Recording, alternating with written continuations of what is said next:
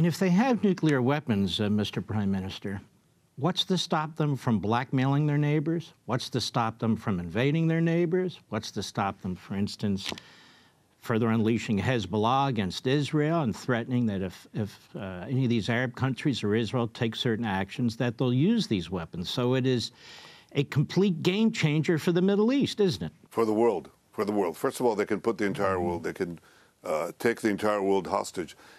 You know, once you have a predatory and especially a rogue theocratic regime like this have nuclear weapons, they can use them in two ways. One, they can threaten you directly with atomic bombs. Secondly, they have a nuclear umbrella, which is what you just mentioned, to threaten you with conventional weapons like regular missiles or terrorists or anything else. And that gives them awesome power. And I think you have to understand that I think Iran would be a nuclear power different from all the other nuclear powers, and some of them are bad enough, but I think they won't obey any rules. And this is so dangerous. Dangerous for Americans, dangerous for Israelis, dangerous for Arabs, dangerous for Europeans. I think it changes history. And that's why I took the unusual step of coming to the Congress, speaking there, something that was not easy to do.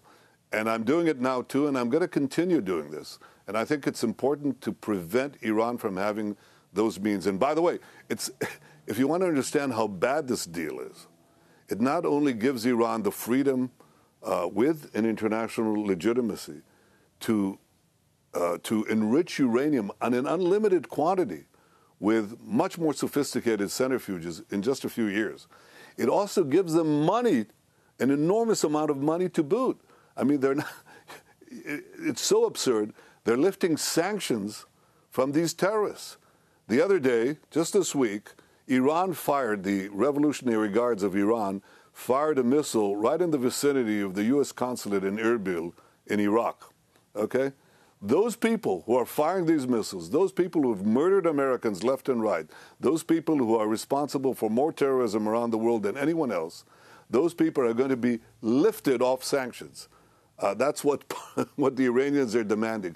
So this is absurd. This is the kowtowing of the democratic world, unfortunately of the rest of the world, to this rogue regime, giving it both the weapons of mass death, an enormous pile of cash to boot to continue their aggression. It just doesn't make sense. At the end of President Trump's presidency, and really as you left office, we had peace breaking out all over the Middle East.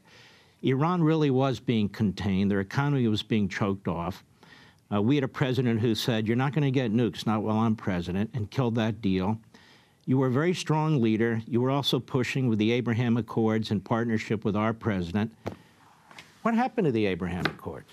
Well, they're still there, and that's the one good thing, if I can say that came out of the Iran nuclear deal, because, you know, when I went to Congress, I got a lot of calls from Gulf countries. We had informal contacts with them, the Mossad and the like, but the real meetings, which were clandestine at the time, took place when the Gulf countries saw that somebody was willing to stand up to Iran.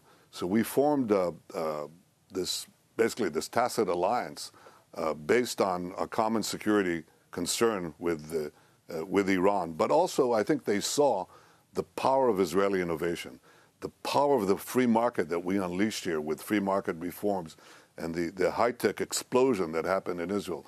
And they figured we can better the lives of our people, not only make our countries more secure, but have a better life with treating water, with telecommunications, with medicine, all the things, the great things that Israel was producing. Why not have it? Why not bring all of that together too? And so we did. And what has happened with the Abraham Accords is amazing. Israelis, hundreds of thousands of them, fly across the skies of Saudi Arabia to the Emirates, to Bahrain, and so on.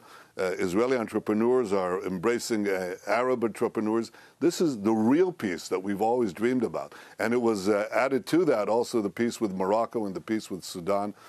That was the beginning. I wish we had continued this way, challenging Iran, that is stopping the bad and bringing the good, because we could have a lot more countries join the circle of peace, and I think that's the way to go. So one good thing came out of the Iran deal, but let's continue with the good thing. Let's not get that bad deal again.